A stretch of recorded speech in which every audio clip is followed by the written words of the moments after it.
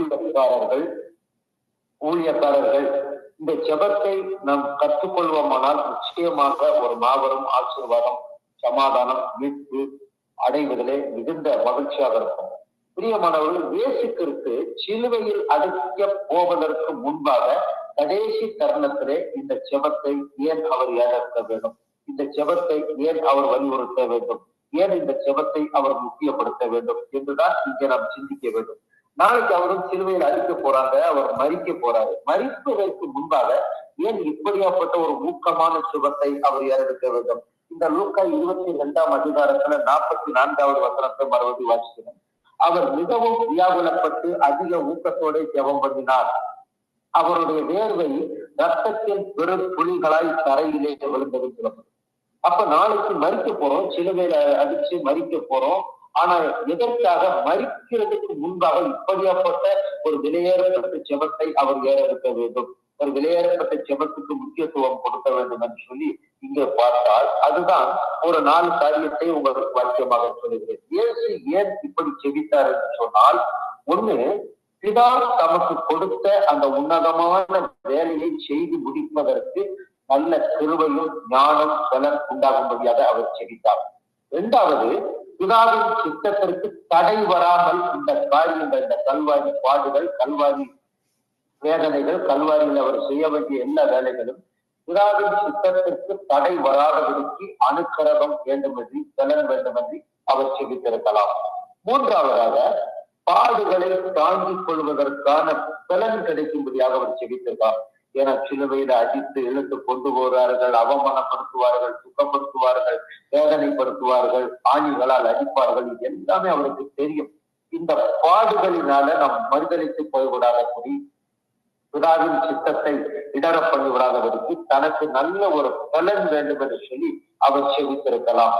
அது 4வது ஒரு காரியம், பாடுகள் மத்தியில் பிதாவை மறுதளித்து போகாதபடிக்கு. இன்னைக்கு அநேக கிறிஸ்தவர்கள், விசுவாசிகள், ஊழியக்காரர்கள் சின்ன பிரச்சனை வந்தால் சரி, ஒரு போராட்டங்கள் வந்தால் சரி, ஒரு குடும்பத்துல ஒரு மரணம் நடந்தால் சரி, என் வாழ்க்கையில ஏன் இப்படி நடந்தது, நான் ஆண்டவரை ஆராதித்தேன், ஆண்டவரை பின்பற்றினேன், ஆண்டவருக்கு ஊழியம் செய்தேன், ஏன் என் வாழ்க்கையில இப்படி நடந்தது சொல்லி அவர்கள் பின்மாற்றம் அடைந்து போகிற காரியத்துல இந்த கடைசி காலத்துல நாம் பார்த்து கொண்டு வருகிறோம்.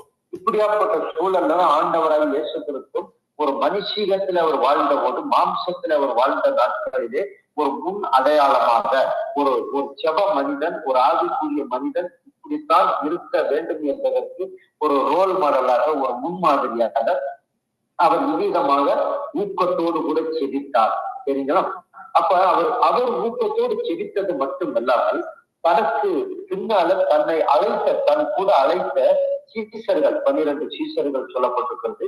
அதுக்கப்புறமாக அவர் 70 சீசர்கள் என்று சொல்லப்படுது. கிட்டத்தட்ட 82 சீசர்களை அவர் வழி நடத்துவதாக வேதத்துல பார்க்கிறோம். அவர் பாருங்க, அந்த சீசர்களையும் ஜெபம் பண்ணும்படியாக அவர் வலியுறுத்துகிறார். சீசர்களை ஜெபம் பண்ணும்படியாக உற்சாகப்படுத்துகிறார். தன்னோடு கூட அந்த கெச்செமனே தோட்டத்துக்கு அழைத்து போவதை அங்க பார்க்க முடியும். கெச்செமனே தோட்டத்துக்கு தன் சீசர்களையும் அழைத்து கொண்டு போகிறார். சரி, அவர் நம்ம ஜெபம் பண்ணிட்டோம், நம்ம காரியங்களை நம்ம செய்து முடிக்க போறோம், அது நம்ம அழைச்சோம், அவங்க பின்னால வந்தாங்க, செஞ்சாங்க, இங்க அவங்க பாடி எப்படியோ பார்க்கணும்னு சொல்லி தன் சீடர்களை அவர் அற்பமாக எண்ணவில்லை, தன் சீடர்களை அவர் விட்டு விலகவில்லை. தன் சீடர்களும் தன்னை போலவே செபிக்க வேண்டும், தன் சீடர்களும் தன்னை போலவே ஜெயம் பெற வேண்டும், தன் சீடர்களும் தன்னை போலவே ஒரு ரோல் மாடலாக வாழ வேண்டும் என்ற ஒரு உன்னதமான நோக்கம், ஒரு உன்னதமான அன்பு சீடர்கள் இருந்ததுனால அந்த சீசர்களையும் ஜெபம் பண்ணும்படியாக அழைக்கிறார். அதுக்கு முன் அடையாளமாக அவர் என்ன சொல்லுகிறார்? மத்தேயு சுவிசேஷம் 26ஆம் அதிகாரத்தை திருப்பிக் கொள்ளுங்கள். புதிய ஏற்பாட்டுல 42ஆம் பக்கம், மத்தேயு சுவிசேஷம் 26ஆம் அதிகாரத்துல 41வது வசனத்தை வாசிக்க கேட்போம். நீங்கள் சோதனைக்குட்படாதபடிக்கு விழித்திருந்து ஜெபம் பண்ணுங்கள், ஆவி உற்சாகம் உள்ளதுதான், மாம்சமோ பலவீனம் உள்ளது என்றார். பாருங்க, சீசர்களை பார்த்து சொல்றார், எப்பா சோதனைகளுக்கு தப்பும்படி, வேதனைகளுக்கு தப்பும்படி, உபத்திரவங்களுக்கு தப்பும்படி, பாடுகளுக்கு தப்பும்படி நீங்கள் என்ன செய்ய? நீங்கள் விழித்திருந்து ஜெபம் பண்ணணும், சாப்பிடுறதையா இருக்கணும், விழித்திருக்கணும் அப்படின்னு சொல்லி அவருக்கு முதல்ல அந்த ஆலோசனை சொல்லி வழி நடத்தி கொண்டு வருகிறார். அப்படி கொண்டு வரும்போது அங்க அடுத்து என்ன நடக்கிறது? என்ன நடக்குது பார்த்தா அந்த 26ஆம் அதிகாரத்துல அடுத்து பாருங்க 40வது வசனம் வாசிப்போம். 26 40வது. பின்பு அவர் சீடர்களிடத்தில் வந்து அவர்கள் நித்திரை பண்ணுகிறதை கண்டு பேதுருவை நோக்கி, நீங்கள் 1 மணி நேரமாவது என்னோடு கூட விழித்திருக்க கூடாதா என்றார். அப்ப கெத்செமனே தோட்டத்துக்கு அழைத்து கொண்டு போறார். அழைத்து கொண்டு போகும்போது அங்க என்ன நடக்குது? அழைத்து கொண்ட போது 40வது வசனம் 43வது வசனம் வாசிப்போம்.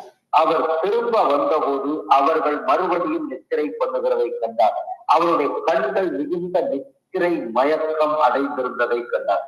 அப்ப சீடர்களை அழைத்து கொண்டு வந்து கெத்செமனே தோட்டத்துல நான் செபிக்க போறேன், நீங்கள் என்ன செய்ய செபம் பண்ணுங்கள் சொல்லி கட்டளையிட்டு தான் கல்லறி தூரம் போய் அவர் செபிக்கிறார்.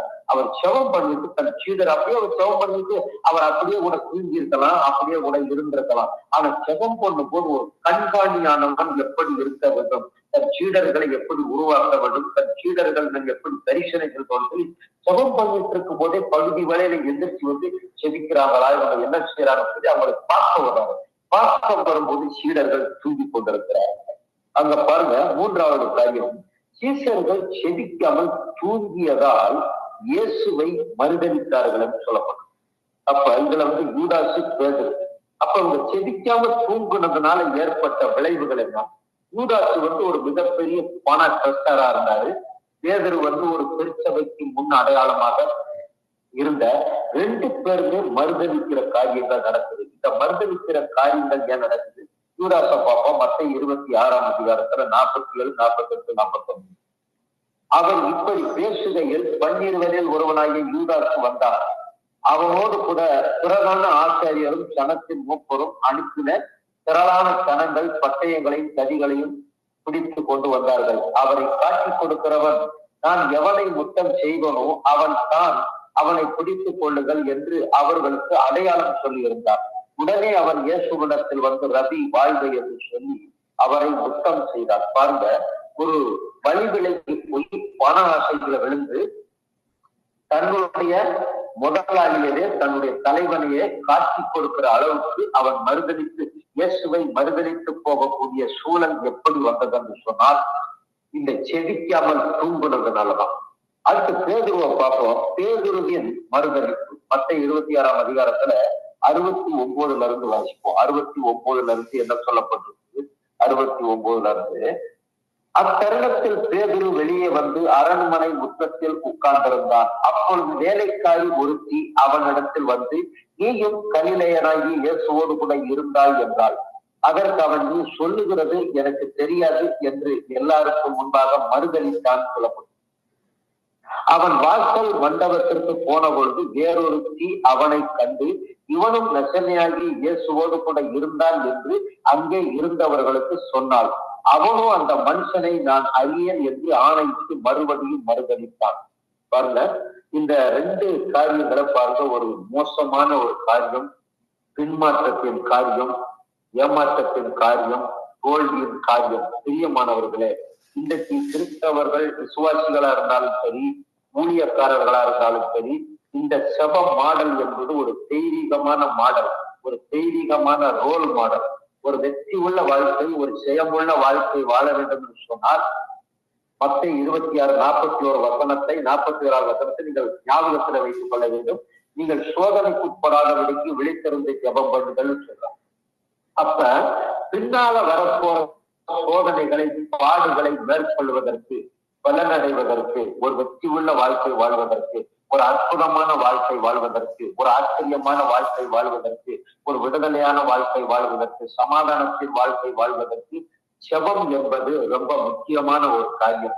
பிரியமானவர்களே, இன்னைக்கு நாம் என்ன செய்து கொண்டிருக்கிறோம்? நமக்கு எந்த பிரச்சனையே இல்லாத போது, சந்தோஷமா இருக்கும் போது, பணப்புழக்கம் அதிகமா இருக்கும் போது, வேத வாசிப்பு குறைவா இருக்கும், செபிக்கிறது காரியம் புரிய இருக்கும், ஆராதனைக்கு போறது கூட சரி, இந்த வாரம் போவேன், அடுத்த வாரம் போயிட்டு அப்படின்வோம். எப்ப பிரச்சனையே இல்லாத தருணங்கள் இன்னைக்கு கிறிஸ்தவர்கள் மத்தியில காணப்படுகிற ஒரு தவறான காரியம். ஒரு மோசமான ஒரு காரியம் இது. நல்ல செல்வ செழிப்பா இருக்கும்போது, நல்ல ஆசீர்வாதமா இருக்கும்போது, நல்ல குதூகலமா இருக்கும்போது, நல்ல சந்தோஷமா இருக்கும்போது நம்ம உபவாசிக்க மாட்டோம், செபிக்க மாட்டோம், வேதத்தை சரியா வாசிக்க மாட்டோம், ஆலயத்துக்கு போக மாட்டோம், தேவ பிள்ளைகளோட ஆவிக்குரிய பிள்ளைகளோட ஐக்கியம் கொள்ள மாட்டோம். பிஸியா இருக்கிறது மாதிரி நம்ம சாத்தா நம்மளை விலகி கொண்டு போய் விடுவோம். இதெல்லாம் மறுதளித்து போறதுக்கான தருணங்கள் என்பதை நீங்கள் அறிந்து கொள்ள வேண்டும் என்று ஆவியானவர் உங்களுக்கு சொல்லுகிறார் பிரியமானவர்களே. ஆனால் நாம என்ன செய்ய வேண்டும்? அந்த நல்லா இருக்கிற காலங்கள்ல, அதாவது நல்லா இருக்கிற காலங்கள்ல, சந்தோஷமா இருக்கிற காலங்கள்ல நம்ம சரியான நேரத்துக்கு உபவாசம் பண்ணி, சரியான நேரத்துக்கு எழுந்து, சரியான நேரத்துக்கு அதிகாலையில தேவனை தேடி, சரியான நேரத்துக்கு வேத வசனங்களை வாசித்து தியானம் பண்ணி குறிப்பெடுத்து ஆவியானவர் என்ன சொல்லுகிறான் சத்தத்தை கேட்டு அதன்படி நடப்போமானால் நிச்சயமாக சோதனைகளை மேற்கொள்ள முடியும், வேதனைகளை மேற்கொள்ள முடியும், பாடுகளை மேற்கொள்ள முடியும், உபத்திரவத்தை மேற்கொள்ள முடியும், சரித்திரங்களை மேற்கொள்ள முடியும், கடன்களை மேற்கொள்ள முடியும், வியாதிகளை மேற்கொள்ள முடியும். இப்படியாப்பட்ட ஒரு எல்லா சோதனைகளையும் மேற்கொண்டு ஒரு வெற்றியுள்ள வாழ்க்கை வாழ்வதற்காகத்தான் ஆண்டவராகி இயேசு கிறிஸ்து செபத்திலே ஒரு ரோல் மாடலாக இருந்தார். தன்னுடைய சீஷர்களும் தன்னை போலவே செபிக்க வேண்டும் என்றுதான் கெத்செமனே தோட்டத்துக்கு அவர் அழைத்து கொண்டு போனார். அதனால இவர்கள் தூங்கினார்கள் என்று பார்க்கிறோம். லூக்கா 18:1 சொல்றாரு, நீங்கள் சோர்ந்து போகாமல் எப்பொழுதும் ஜெபம் பண்ண வேண்டும் என்று சொல்லி ஒரு கதையை சொல்கிறார். சோர்ந்து போகாமல் எப்பொழுதும் ஜெபம் பண்ணணும். அப்போ ஒரு கிறிஸ்தவ ஊழியக்காரர்கள் அமர்ந்திருந்தாலும், படுத்திருந்தாலும், தூக்க வரைச்சாலும், நடந்திருந்தாலும், டிராவல் பண்ணாலும், வேலை செஞ்சாலும் எப்பொழுதுமே அந்த சிந்தை ஒரு செப சிந்தையாக இருக்க வேண்டும். அந்த இருதயம் ஒரு செபிக்கிற சிந்தையாக இருக்க வேண்டும்.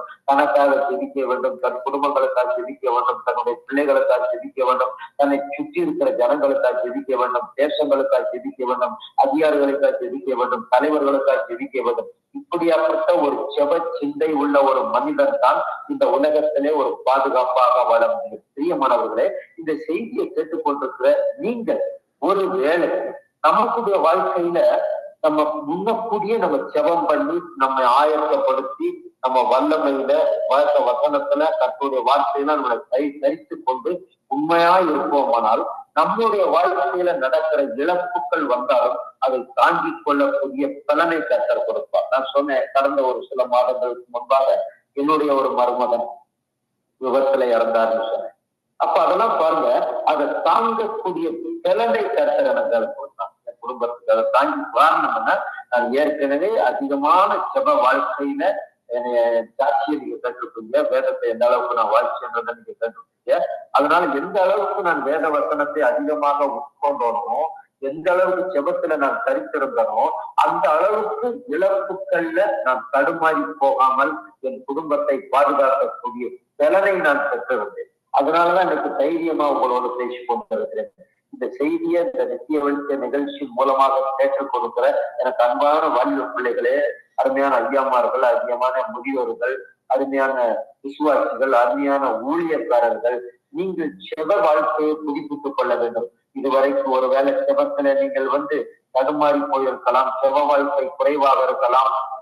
நீங்கள் பிரியமானவர்களே, செபத்துல நீங்கள் எந்த அளவுக்கு நீங்கள் நிலைத்து நிற்கிறீர்களோ அந்த அளவுக்கு இந்த உலகத்தின் மாம்சத்தை மேற்கொள்ள முடியும், சாபத்தை மேற்கொள்ள முடியும், பாவத்தை மேற்கொள்ள முடியும், இச்சைகளை மேற்கொள்ள முடியும், ரோகத்தை மேற்கொள்ள முடியும், கடன் பிரச்சனைகள், வறுமைகள், தரித்திரங்கள், மனுஷர் பேசுகிற அவதூறான வார்த்தைகள், நெருக்கங்கள், போராட்டங்கள், நிந்தைகள், அவமானங்கள், மரணங்களை இவைகளெல்லாம் மேற்கொண்டு ஒரு தைரியமா நிற்கக்கூடிய ஒரு வெற்றி உள்ள வாழ்க்கை, ஒரு சமாதானத்தின் வாழ்க்கை வாழ வேண்டும் என்று சொன்னால் இந்த உலகத்துல நீங்கள் ஆண்டவரோடு நெருங்கி வாழ்கிற வாழ்க்கை, ஆண்டவருடைய வார்த்தைக்குள் வாழ்கிற வாழ்க்கை, இயேசுவின் ரத்தத்துக்குள் வாழ்கிற வாழ்க்கை, பரிசுத்த ஆவிக்குள் வாழ்கிற ஒரு அற்புதமான வாழ்க்கைக்கு உங்களை அர்ப்பணித்துக் கொண்டு இந்த செப வாழ்க்கையிலே நீங்கள் நிலைத்திருப்பீர்கள் என்று சொன்னால், இந்த செப வாழ்க்கையை நீங்கள் கட்சி எழுப்புவீர்கள் என்று சொன்னால் உங்கள் வாழ்க்கை சம்பூர்ணமாக இருக்கும். உங்கள் சந்ததியாக ஆசீர்வாதமாக இருக்கும்.